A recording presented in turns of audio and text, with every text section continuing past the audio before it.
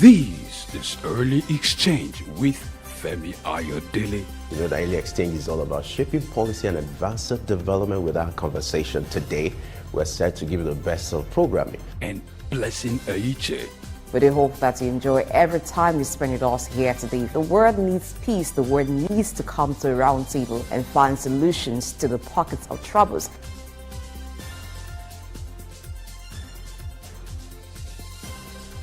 Early Exchange, shaping policy, advancing development. Now, today is May 16th and happens to be International Day of Living Together in Peace. Currently, there are factors or happenings around the globe that does threaten global peace. How can they be managed so that the world can live in peace? And what are the benefits when there is peace in the world? Let's talk to our analyst who joins us this morning virtually, and he is an accredited mediator and independent arbitrator. He's also a principal partner, Baron Associates. I'm talking about Dr. Adeyemi Agbelusi. Good morning. Thank you for joining us on Early Exchange. Good morning, Blessing. Happy to be with you. Same here. All right, let's talk about peace. Today happens to be International Day of Living Together in Peace. What is this day supposed to bring to our consciousness? Well, the primary aim of the United Nations under Article A5-130, designating this day as the Day of Peace and Living Together, is simply to draw awareness from the nations, from peoples, from all societies, to embracing diversity, embracing the differences that we have in societies. And it's simply in furtherance of the United Nations mandate to allow people live their lives without the fear of the scourge of war. So it's simply bringing peace to our community. And today is just a day for all nations around the world to just turn their mind again to it, that we are from different backgrounds and we need to learn to live together in peace. All nations living together in peace. We do know that in reality, not all nations are in peace. Now, let's look at the Ukraine-Russia situation and also the Israel and Gaza situation. These are some of the countries that, or areas we can point to currently that are not at peace with each other. Can we take a look at how they got to where they are now with each other and what can be done to ameliorate the situation? Let's begin from the Ukraine-Russia situation. Well, the Ukraine-Russia situation, again, is simply a conflict that has arisen because of interest, and there's a deep divide in terms of backgrounds and affiliation. So we have the former United Russia, or the USSR, having broken out into nations, and you also have the NATO. So, you know, we've always had these two divide of the NATO and the Warsaw Pact. And these two people are struggling for relevance in the world. Incidentally, Nigeria is a non-aligned nation, so we don't belong to either to NATO or to the Warsaw Pact. We're non-aligned. But having NATO come right to the door of Russia to recruit Ukraine has led about to this war, so to say, or what Russia calls a civil action in Ukraine.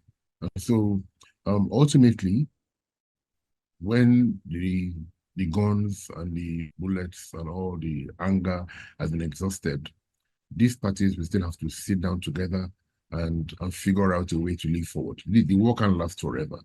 One of the things about war is the expense, both in terms of human and in terms of the materials that are being expended. So ultimately, Ukraine and Russia, which incidentally have very, very deep joint historical background. Even most of the people in Russia who are in leadership have either education or family backgrounds in Ukraine. So ultimately, this fact will be brought back to the table, and these nations will have to reconcile at the end of the day. reconciliation, how possible do you think it will be given the mutual destruction that have happened and each side having to feel pains and suffer some level of destruction owing to the war? Do you think the hatred or the pains felt from the war is something that would heal and ensure that there is no further breakdown of peace, even if after some time the war ends? Oh yes, blessing. I mean, I'm more than 100% sure that there will be healing, there will be joy, there will be mutual harmony between Russia and Ukraine again.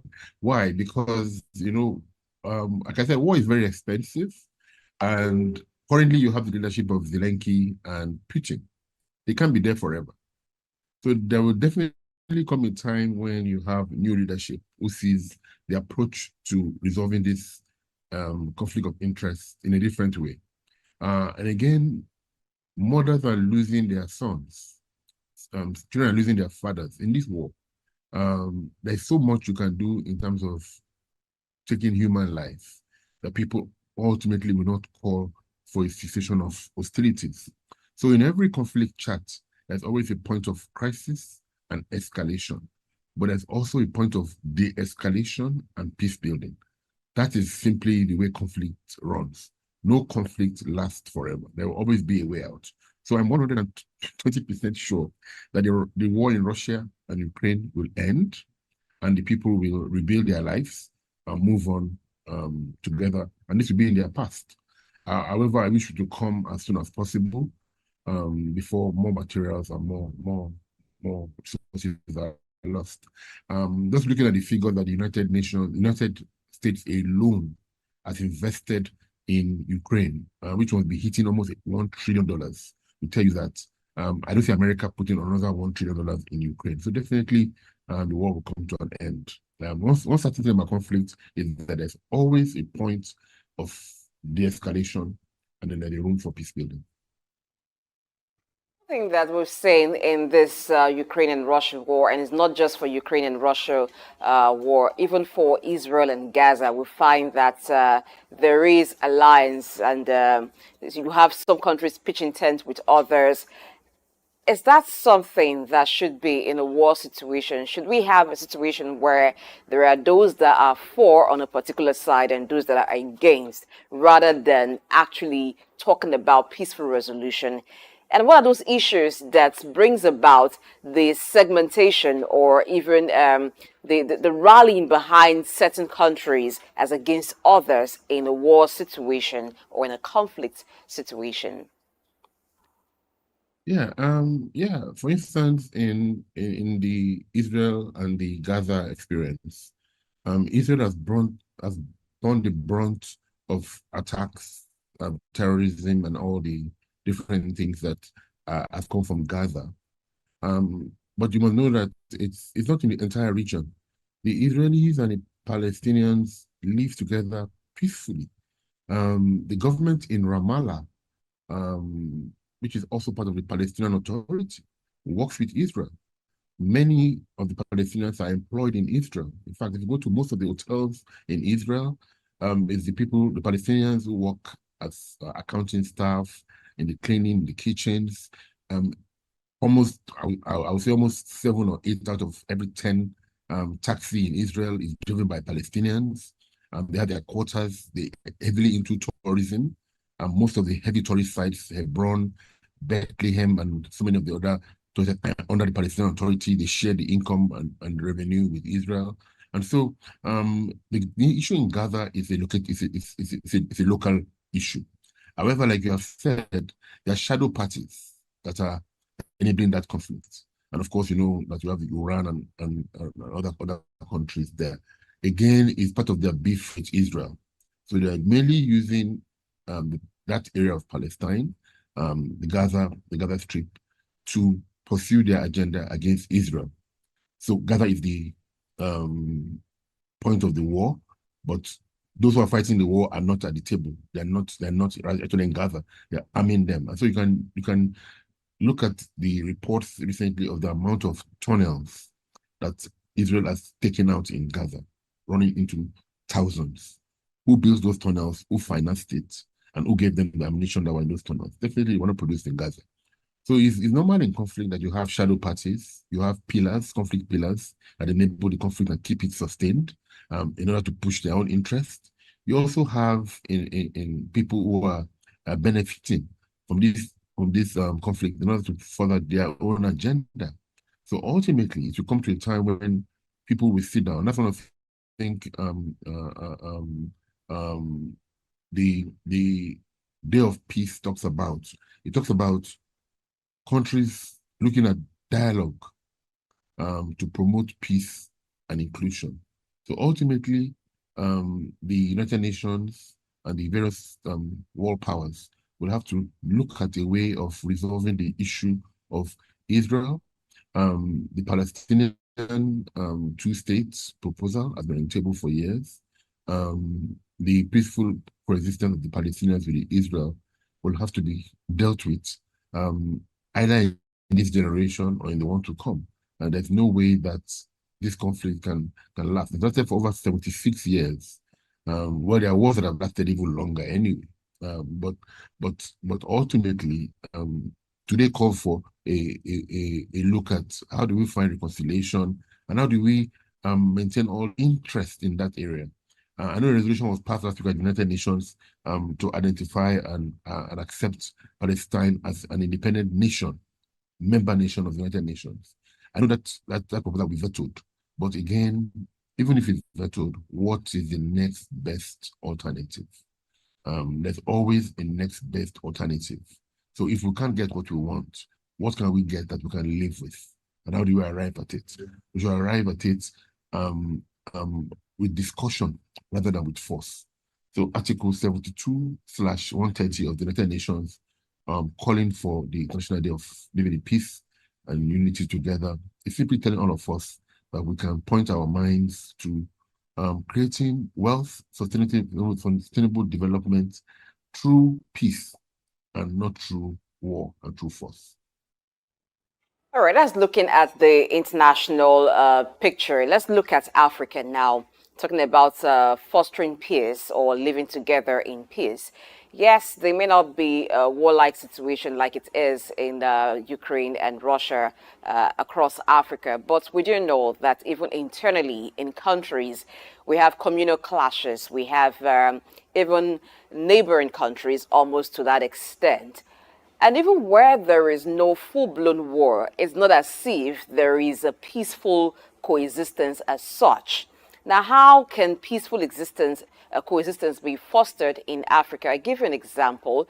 The ECOWAS and the Sahel states situation. Before three countries broke out of the ECOWAS, they were members of the ECOWAS. I'm talking about Mali, Burkina Faso, and Niger Republic. So before these countries broke out of ECOWAS, a conflict situation had ensued. Now, how can such a situation be handled? How would you propose that it should have been handled? And for future purposes, when situations like that happen, what should be the approach to ensure that there is continuous peaceful coexistence? Okay, well, fantastic. I've spoken about this severally. When the issue in these three countries around Nigeria, incidentally, or bordering with us, when it occurred, already we have the Standing Chart Commission, because these three nations, together with Nigeria, have been fighting Boko Haram together under joint military leadership, because this issue of terrorism actually is ungoverned spaces and these nations. So we already had a platform to discuss, but rather than use diplomacy and use negotiations, we took this tough decision to ostracize them, close our borders, and again, that led to an escalation, which ultimately led to these people pulling out. Again, in this African situation, we have to realize that it's not really just about Nigeria versus Burkina Faso or versus Mali, etc. They're against shadow interests. So you find that to the closest border of Nigeria, which is the one of Niger, The Americans have been asked to leave, and Russia has come in there. Again, that change of dynamics, how does it affect Iran war? How does it affect trade? How does it affect relationships between Nigeria and Niger going forward? Remembering that we share electricity, we get River Niger, and these are people who cannot afford to have a breakdown of communication with. Remember that at the high point of this crisis, we cut off their lights, and allegedly children and people were dying in the hospitals because there was no power, and the nation was cut off from power for quite an extended time, which I don't know how long it will take for that to heal among their people. I've had some colleagues in Nigeria telling me that they were living constantly under the fact that Nigeria will attack Niger, and so they were always looking for when the first bomb would fall or the first Air Force plane would land, and they were living under such fear. So this really should be happening. We have the ECOWAS court where we can file actions to address issues. We also have different summits of our heads of states, of our diplomats, of our workers, and several unions and treaties that we have signed over time as to how we live in peace with each other. So I know it's an aberration for the military to take over government, but we have had our share of that. So it's not something that is new. So we should have looked at what is the root cause of this conflict. Why is the military coming into power? And if you look at in this nation, it was because they've had prolonged political leadership that did not budge and wasn't really giving dividends of democracy to the people. So these are things that you should have sat down, looked at, brought to the table, asked the military, you understand your issues for coming in, but you can't be here, you need to leave, get a transition plan with them and get them to exit. And again, that's what finally is happening. After all the escalation, all the threats, we're now back to the table, talking to them and asking them what's their program, what's their agenda, when will they leave. So one of the things we learn from conflict is that ultimately conflict will end with dialogue. And the leaders who understand that dialogue is the way to achieve what you want means that they will accelerate when that dialogue occurs. Because the interregnum between when dialogue happens and when there's an escalation is a total destruction of life, property, existence, harmony, and so many things, which even if you eventually dialogue and resolve, you cannot replace those things. And that's why I will submit that in future issues like this, we need to learn to activate sources of dialogue and negotiations. We have enough trained diplomats in Nigeria, and you find that even at the peak of the crisis, it was managed because people like Abdulsalam and I remember the former central bank governor, Sanusi, actually risked their life crossing the borders to de-escalate, and I must thank them for the roles that they played. President Obasanjo, and many people who would have done things through the back end, because ultimately we may have even gone to war. Because one of the things about conflict is that it takes you where you don't want to go. Once you indicate a difference with another party and you highlight that difference and you voice it out, that's where it starts. But where it will end, either in a fisticuff, either in a boxing match, either in a wrestling match, you really don't know, because the other party will tell you don't have the monopoly of power. And that confrontation will end in any way. So I think Africa needs to learn that. We need to all promote dialogue. We need to promote diplomacy. We need to promote negotiations in ultimately looking for how we can peacefully coexist as nations within this continent. That there is dialogue, but a bloc has been formed, which is the Sahel state. So, looking at multipolarization of the world, how does it challenge peace? Is there a way to manage it, even when different blocs, different associations, organizations are being formed? Yes, when you have different organizations and you have different blocs and different caucuses and different groups being formed, one thing drives the formation of those groups, and that is interest. So if certain people have a joint interest and a common interest, they will come together. And once they come together, there is a break in the cohesion from a larger part. So the only way that the larger parts or that the different groups can enjoy and promote their interests is through dialogue and negotiation. There's no other way. They will have to sit down and collaborate on how they can get an agreement as to how they will live together. So we've said peace is not the absence of war or conflict, but the management of it. So there will never be total world peace in terms of everybody living like robots in harmony with each other. No. What we should be aiming for is a continual increase in the use of dialogue, conflict management skills in addressing ways of coming to peaceful coexistence, cooperation, and mutual respect among individuals and communities is key. So the fact that you are in another interest group different from mine does not mean that you're better or I'm better than you. I need to respect your interests. I need to respect you, because ultimately we will not have a better life if we don't address those differences between us. And so the International Day of Peaceful Coexistence is simply telling us that there will always be interest groups, there will always be divisions, there will always be different diversity in the world. And we should simply need to tolerate each other and cooperate to have a meaningful existence. That's the message for today. If we don't live together in peace, then I ask you simply, what's the alternative? We live together in war. It's either peace or war. So what do we choose? Choosing what would help to know which is better and how to, for instance, if you want to pursue peace, where does it begin actually for a human being to learn or to know how to live peacefully with other human being, even if they are within the same country or from different countries? How does respect for each other's differences, how does appreciation of diversity start? What is the role of education in this? Fantastic. So the role of education in peace building cannot be, overemphasized.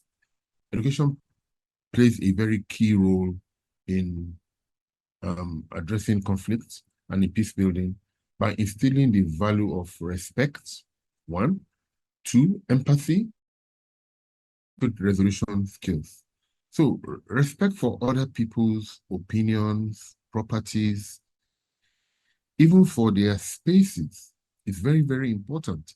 Education helps you to have self-respect for yourself and then respect for other people. And this respect is very, very important in a society. So you can say that education helps you to become self-aware. And once you're self-aware, then you can self-manage. And it also helps you to be other-aware and then also be able to manage this other diversity. It also helps you to have empathy. So you find that you want to promote a better quality of life because you can see your brother or your sister going through difficult times. And you want to ask, how does my own action impinge on the way that they are living? And so empathy for the way other people live will drive you ultimately to seek for a peaceful coexistence with them. And then also you have the teaching of conflict resolution skills like effective communication, argument. When we were in school, primary school, we were taught debate. And one of the most prominent schools society was a literary and debating society. I don't know to what extent that is still being done today, but what such education does for you is that it helps you to marshal your arguments. Up till now, when people still joke and say, I hope that by these few words I've convinced and not confused you, etc. It comes from that past. People must be able to marshal their arguments and convince other people as to why their position or their interest should be respected. But when people have not learned that, so they've not been educated to learn that, then what do? They take up arms and they fight. They fight for an ideology. They fight for a belief. Remember, ideological beliefs that's what they are. They're a belief. They're not real. They're something you've come to accept as normative. And so you're fighting to defend or to promote it. So education helps in shaping the mind, in having critical thinking skills, to analyze your position, to put your interest down, and then ultimately look at how you would present it to the other party, to negotiate the respect, the acceptance of that position, and how that interest could be accommodated. And the value of education in doing that through all the subjects, physics, chemistry, mathematics, art, social science, economics, everything, all come together to create a mind that understands how to distill facts and promote facts, not propaganda.